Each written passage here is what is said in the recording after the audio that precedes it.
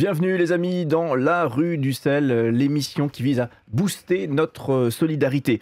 Aujourd'hui, on va parler d'intervention d'urgence en cas de catastrophe internationale. On va parler d'aide humanitaire. On a le gros plaisir d'accueillir Annick Balocco, directrice de l'ONG MEDER France. Bienvenue Annick. Merci, bonjour à tous.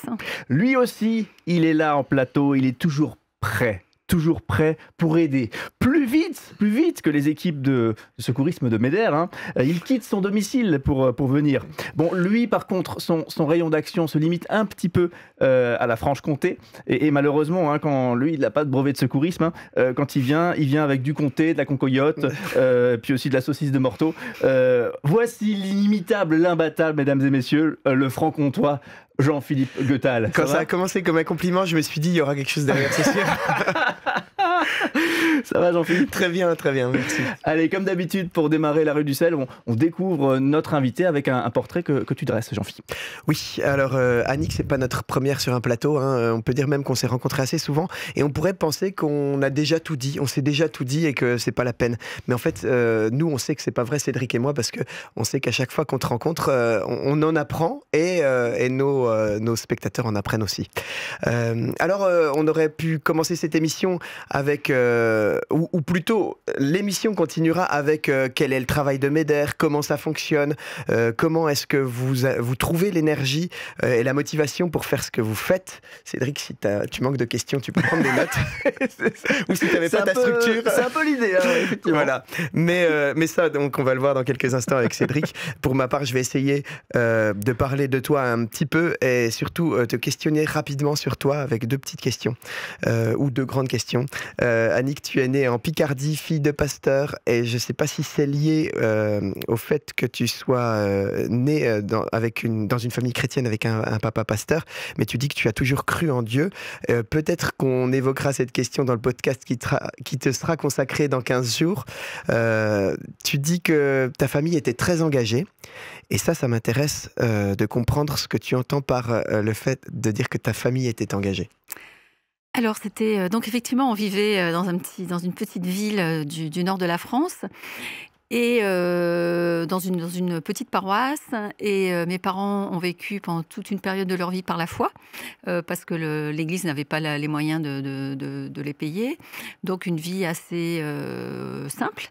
Par la foi, ça veut dire qu'ils n'avaient pas un revenu fixe? Ils n'avaient pas de revenu fixe, tout à fait. Donc on a grandi dans cet environnement où on savait qu'ils dépendaient de Dieu pour le quotidien, pendant une période. Après, il y a eu des moments où il a eu un salaire, une rémunération régulière et fixe. Et puis le fait qu'ils accueillaient beaucoup de monde. Donc moi, toute mon enfance, je me souviens qu'il y avait des gens qui vivaient avec nous pour des courtes ou plus longues périodes. Et qu'il y avait très souvent des gens qui frappaient à la porte pour avoir à manger. Donc il y avait différentes formes d'engagement, et tout ça, c'était vraiment dans notre quotidien en tant que famille. Effectivement, ça doit semer des choses. Ce sera d'ailleurs une question. Dès le départ de ta vie de jeune adulte, ton parcours est axé sur l'aide aux autres, en particulier vers ceux qui souffrent. Engagement en tant que bénévole à ATD Quart Monde. Tu as collaboré avec le collectif ASA, dont MEDER, le Sel et bien d'autres font partie, oui. En stage, je crois. Oui, tout à fait. J'ai eu une première formation, première expérience professionnelle dans le monde de la musique chrétienne. Et après, quand donc j'ai souhaité me réorienter vers la solidarité, mon stage de fin d'études a été fait au sein du collectif ASA qui était en train de se constituer. Tout à fait. Et quelque chose qui n'a rien à voir, mais tu as aussi contribué à je crois que ça s'appelle Youski. Mais quand même, ça cherchait à enseigner les enfants par des supports, à parler de la Bible aux enfants, c'est ça? En fait, oui, avec mon mari, on avait créé une petite maison d'édition qui s'appelait Husky Productions, et qui faisait des supports sur deux axes. Le premier axe, c'était effectivement parler de Dieu aux enfants de façon créative, ludique. Et le deuxième axe, c'était de sensibiliser à la solidarité internationale. Voilà, en faisant des jeux aux différents supports, notamment avec le sel à l'époque. Et j'allais dire, quelque part, on a déjà de MEDER là derrière, l'aspect chrétien est ancré, et puis l'aspect du contact avec l'autre, voilà. Oui, tout à fait, c'est vrai. Et donc ma question, avant de laisser la place, parce que là on a la transition avec Meder très, très nette. Merci Jean-Philippe, c'est beau. J'ai travaillé pour toi dans cette émission. Est-ce que tu penses que justement cette vie de famille et cette vie d'enfance a semé quelque chose chez toi pour que toi-même tu sois sensible aux autres? Oui, très clairement. En fait, c'est sûr que tout ce qu'on vit enfant et en famille pardon, a forcément un impact sur les choix qu'on fait. Mais c'est vrai que j'ai toujours eu envie d'avoir une vie engagée, sans savoir encore pourquoi ce serait, mais avoir une vie engagée et avoir un engagement qui dépasse juste le nombre d'heures qu'on peut faire au travail. Donc je pense que ce que je vis aujourd'hui, c'est forcément le fruit de ce qu'on a vécu en famille et ce que j'ai vécu dans mon enfance et des rencontres que j'ai faites. Merci beaucoup, Annick. Yes. Et du coup, ça a déjà été dit, mais La Rue du Sel podcast, disponible dans 15 jours sur le YouTube du Sel, pour découvrir un petit peu plus du parcours d'Annick. Et si jamais vous ne voulez pas regarder, prendre le temps de regarder, mais vous voulez écouter, par exemple, vous courez, ou vous faites la cuisine, ou je ne sais pas quoi, c'est sur Spotify aussi. Complètement. Les amis, on passe à notre dossier du jour avec l'affiche, puisqu'on parle aujourd'hui de Meder.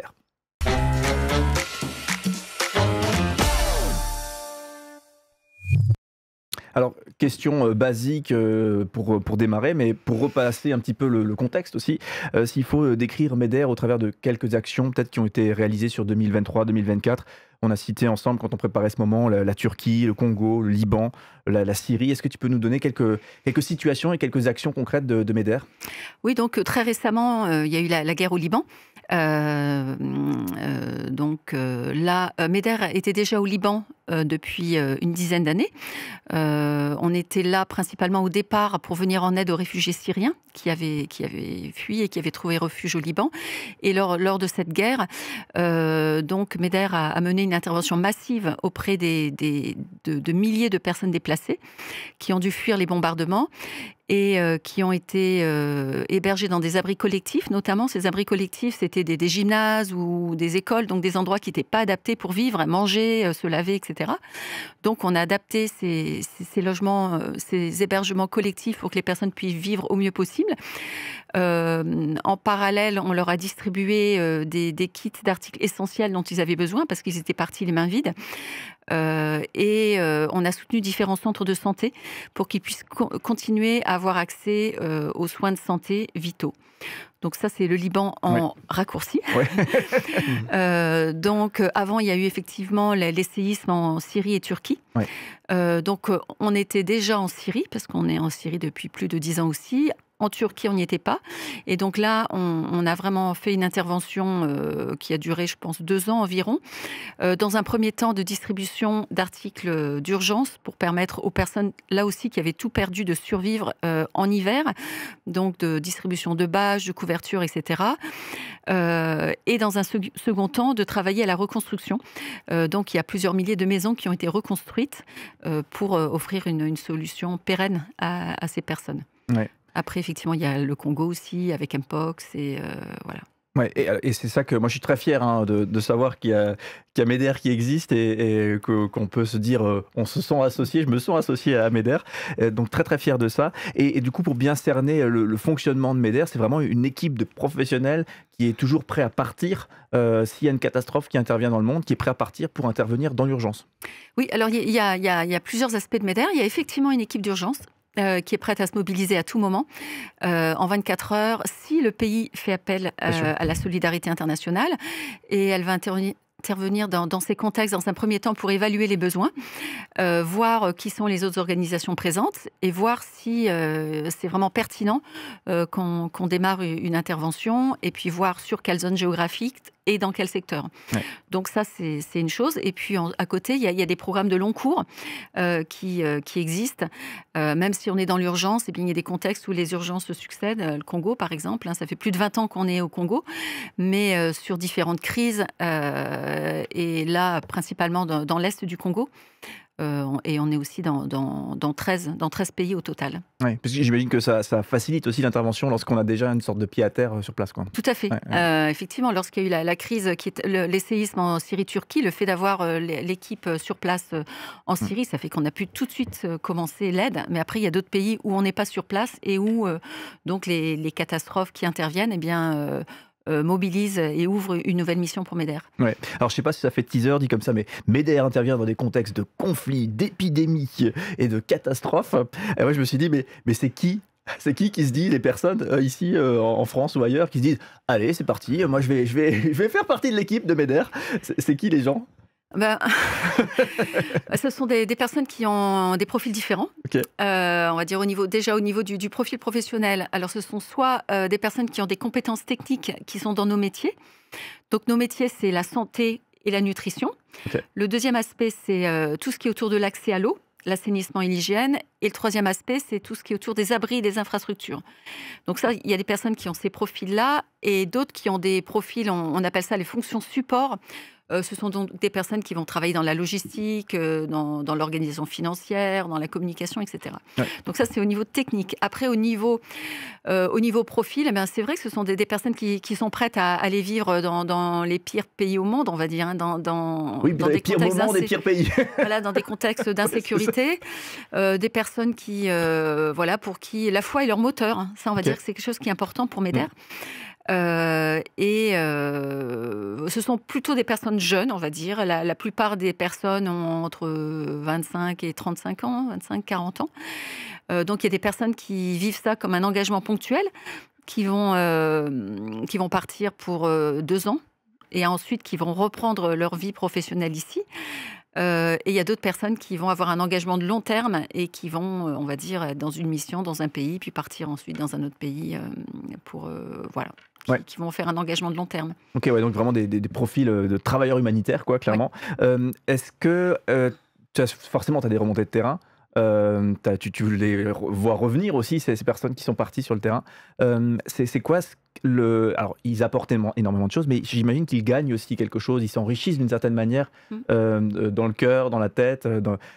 Qu'est-ce que tu vois?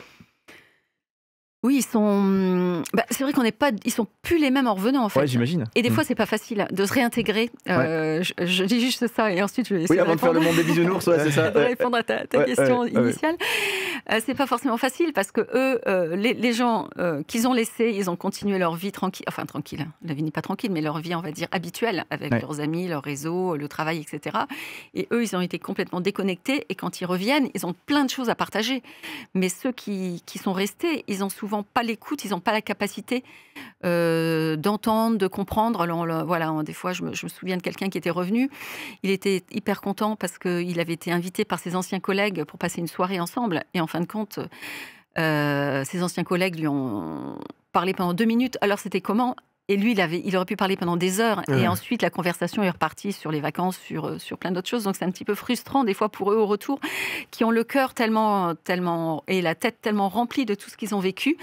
Et bien, de voir que ceux qui sont restés ici, ils n'ont pas forcément toujours cette capacité d'entendre j'entends la frustration importante.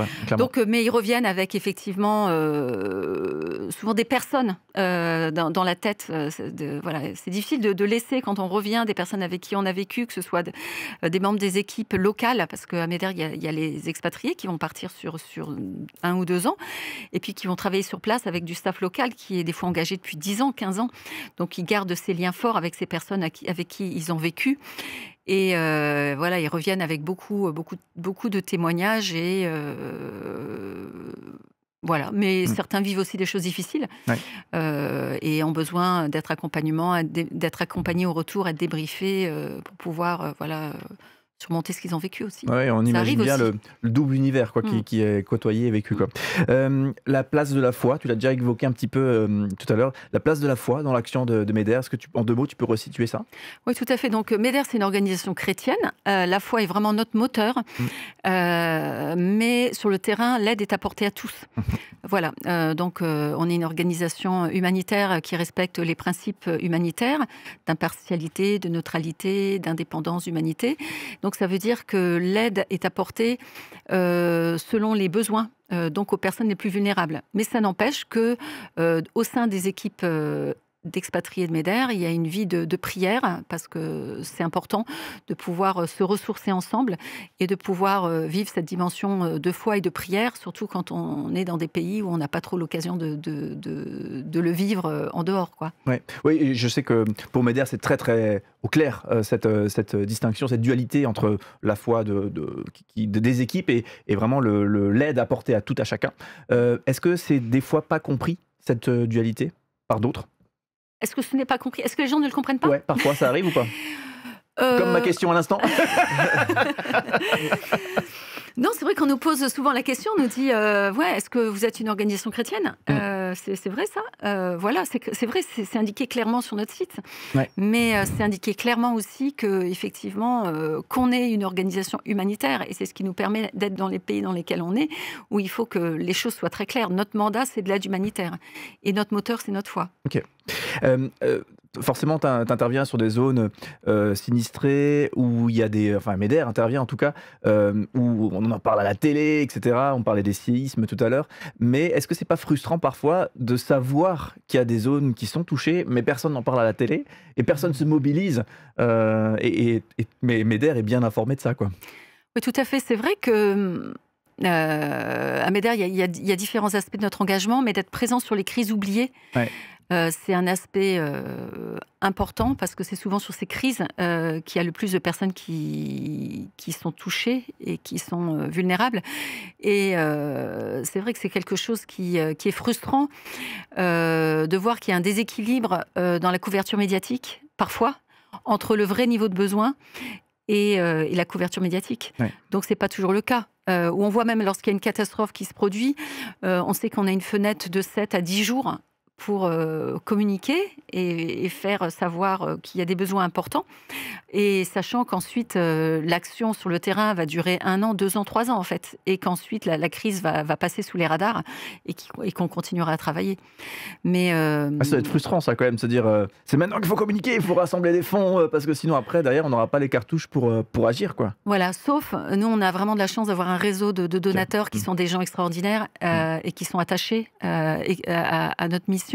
Et quand on peut leur expliquer une situation particulière, même si elle n'est pas médiatisée, eh bien, ils vont nous soutenir. Mais la difficulté, c'est d'élargir notre base de soutien, donc d'essayer de trouver de nouvelles personnes qui nous soutiennent sur des crises qui sont totalement oubliées. Là, ça, c'est un vrai défi. Ouais, j'entends. Alors justement, pour tout doucement finir, allons un petit peu sur ton boulot, ton métier à toi. Donc en tant que directrice de MEDER France, tu nous as expliqué donc trouver des gens qui veulent s'expatrier, trouver des financements et aussi suivre un petit peu tout ça, les gens qui partent sur le terrain. Tout à fait, voilà. C'est résumé. Très bien. Il fallait faire court, non, vraiment, c'est ces différents aspects, et puis être en relation avec beaucoup de monde. Ouais. Moi, j'aime beaucoup avoir les relations aussi avec nos donateurs, avec nos partenaires, et puis essayer de les rapprocher du terrain. Ouais. Parce que c'est ça le défi. C'est que nous, les équipes de MEDER sont sur le terrain, on est en contact avec les personnes ici, et c'est de trouver les moyens de les rapprocher et de leur faire sentir que vraiment ça vaut le coup de s'engager et qu'on peut faire une différence. Même si on peut pas sauver le monde, mais on peut faire une différence pour des personnes. Ouais. Moi, ça me rend très très fier. MEDER, on parlait de portes ouvertes aussi le mois précédent, on parlait du sel avec le parrainage, avec le témoignage de Radius. Et moi, savoir qu'on a tellement d'outils, que ces structures sont des outils qu'on peut utiliser pour aider notre prochain. Je trouve que moi, ça me réjouit de savoir qu'on n'est pas juste à dire mince, je ne sais pas comment faire pour aider. Si, je sais comment faire, je peux soutenir des structures qui sont bien organisées, qui ont bien pensé leur projet et qui sont vraiment sur le terrain pour aider. Donc merci pour tout ça. Dernière question, la question 5, j'avais marqué rapide à côté, c'est fait. La dernière question. Il a décidé de donner la réponse dans la question, comme ça, c'est fait. On va continuer comme ça sera très bien. Sur les 10 dernières années, tu nous as dit que tu étais 4-5 fois sur le terrain, donc en déplacement au Congo, Bangladesh, au Yémen, à chaque fois 3-4 semaines, grosso modo, sur place. Est-ce que tu as vu des choses qui ont changé ta vie ? En fait, à chaque fois, je vois des choses qui me remotivent à fond. Ouais. Là, récemment, j'étais au Yémen. Effectivement, c'était un peu plus court que 3-4 semaines. Je serais bien restée 3-4 semaines, mais ça a été plus court. Et quand on va au bout du bout, là, il y avait la route, la piste, puis de piste, la montagne, etc. Et on arrive dans des endroits très, très difficiles d'accès. Et qu'on a l'occasion de parler avec des communautés là-bas, avec des personnes et d'entendre leurs besoins, d'entendre combien le fait d'avoir accès à des soins de santé, eh bien, ça sauve des vies en vrai, eh bien, ça change tout en fait, ça remotive. Et voilà, le tout, c'est de ne pas repartir avec un fardeau trop lourd sur ses épaules et voilà, de se dire que on est appelé à avoir un fardeau léger et à faire ce qui est à notre portée, mais c'est très très motivant. Tu parlais en quelle langue quand tu étais au Yémen, du coup, au fin fond de la montagne là? Ouais, j'avais un traducteur, parce que je vais parler en anglais. C'est ça. Vous parlez français? Comment ça, non? Très bien. Jean-Phi, réaction à chaud. Réaction à chaud.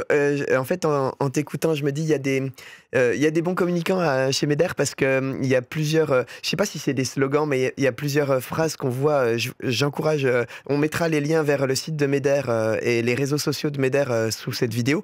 Je pense à un bout de slogan, mais tu vas m'aider à le compléter. C'était crise, enfin une série de catastrophes d'urgence. Là où les routes s'arrêtent, Meder continue, c'est ça, hein, ou quelque chose comme ça. Ouais, c'était quelqu'un qui est allé sur le terrain, c'était un donateur qui était venu voir Meder, je crois que c'est au Soudan du Sud, mais je ne suis plus tout à fait sûre.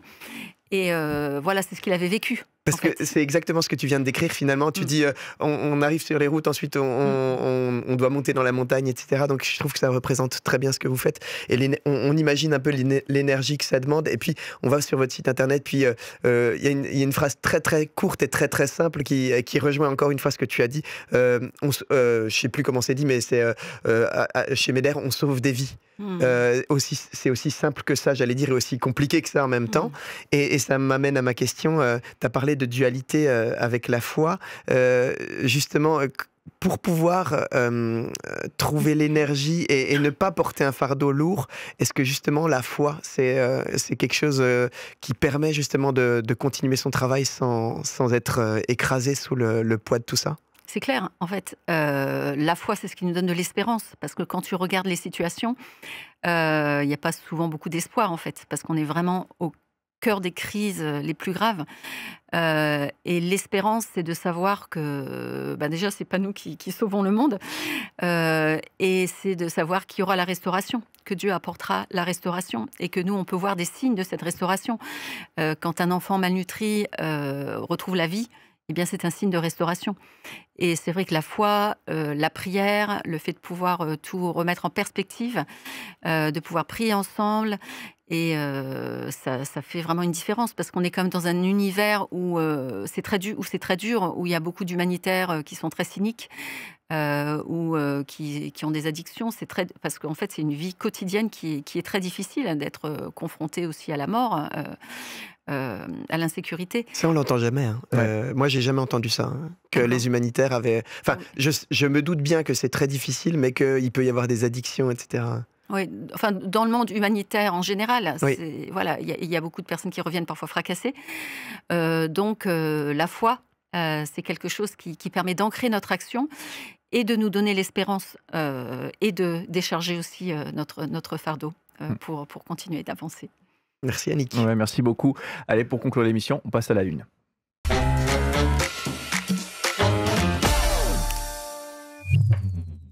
Alors, pour cette une, j'ai pris mon téléphone, mais c'est pas parce que je m'ennuie pendant l'émission. C'est pour mettre Meder. C'est jeune. C'est jeune de nos jours, Jean-Phi. C'est pour vous parler d'une application qui n'est pas du tout faite par le sel. D'ailleurs, c'est YouVersion ou YouVersion. Je ne sais pas si vous connaissez cette application. Est-ce que tous les deux, vous connaissez cette application? Est-ce que Meder fait quelque chose sur YouVersion ou pas? Oui, il y a eu enfin pas beaucoup, hein, mais il y a eu quelques parcours qui ont été... Je crois pas que c'est des parcours, je sais pas comment on appelle ça. Des plans, je crois. Quelques plans qui ont été, 2 ou 3 plans qui ont été mis sur YouVersion. Alors du coup, je vais chercher Meder. Je vous encourage d'ailleurs à chercher pour voir quelques plans, parce que c'est toujours intéressant, je trouve. Les actions des personnes qui représentent des associations sur ce plateau sont toujours ancrées ont un ancrage biblique, et c'est toujours intéressant d'avoir un partage sur qu'est-ce qui porte Meder et pour nous le sel. Donc je vous montre, je ne sais pas si ça se voit bien à l'image, on peut s'abonner au sel sur YouVersion et c'est notre directeur des études, Daniel Ilion, qui porte ces plans, qui construit ces plans pour pouvoir sensibiliser les chrétiens, et c'est notre rôle, à l'aide aux plus pauvres. Et voilà. Donc on a parlé il y a quelques mois du blog du sel où je trouve qu'il y a des contenus hyper riches. Donc je vous encourage aussi à aller voir le blog qui est aussi beaucoup porté par Daniel. Nous, salariés du sel, et même les bénévoles, on bénéficie souvent de ces réflexions qui finalement, comme pour Meder, ça porte notre action et ça nous fait des fois prendre un pas de recul sur ce qu'on fait. Et ben, on vous le partage sur YouVersion. Vous pouvez aller vous abonner au sel et à Meder et puis suivre les plans pour avoir un ancrage biblique sur tout ça. Un petit bisou au passage à Daniel Ilion, puisque moi, une fois, je m'en souviens de l'une de ses réflexions où il proposait d'imaginer que la parabole du bon samaritain, je crois que c'était lui qui était l'auteur de ce texte, la parabole du bon samaritain, nous n'étions pas la troisième personne, la personne qui vient finalement aider, qui vient finalement porter secours à cette personne blessée. Mais peut-être on pouvait imaginer aussi comprendre ce texte en se disant que c'était nous la personne blessée au bord du chemin. Et moi, ce texte que je connais, que vous connaissez peut-être aussi depuis tellement d'années, et d'un seul coup de se dire tiens, on peut l'envisager différemment, ça m'avait un petit peu bousculé. C'est très fréquent qu'avec les réflexions de Daniel Ilion, ça nous remette en perspective ou réapporte de la profondeur à des textes bibliques et à notre action. Donc, voilà. Je ne sais pas si j'avais le droit de lui envoyer un bisou par contre. Je ne suis pas sûr qu'il apprécie, mais on pourra lui demander. Allez, c'est fait. Annick, merci beaucoup vraiment pour la présentation de Meder, tout ce qu'on a pu échanger aussi. On te retrouve dans quelques jours pour la Rue du Sel podcast. On découvrira un petit peu plus ton parcours à toi et comment effectivement finalement tu as pris ce rôle et tu portes aujourd'hui finalement cette action de solidarité au travers de Meder, et donc tu es directrice au niveau de la France. Donc on a vraiment très hâte de te retrouver. Et puis on te retrouvera également au mois d'août en compagnie de Anne-Florence de Portes Ouvertes et de Patrick également du sel. On l'aura le mois prochain, Patrick. Ouais. Exactement, et on va vous regrouper pour un échange croisé, donc rendez-vous en août pour tout ça. Donc si vous avez apprécié ces échanges, n'hésitez pas à vous abonner à la chaîne YouTube du sel pour bien être informé. Je te regarde en disant, parce que c'est resté estampillé sel, hein. Donc n'hésitez pas à vous abonner puisque ça vous permettra tout simplement d'être informé lorsque une nouvelle vidéo sort, et il y en a pas mal en perspective. Allez, plein de gros bisous à vous aussi. Merci encore une fois, Annick, et à très vite. Bye bye. Au revoir.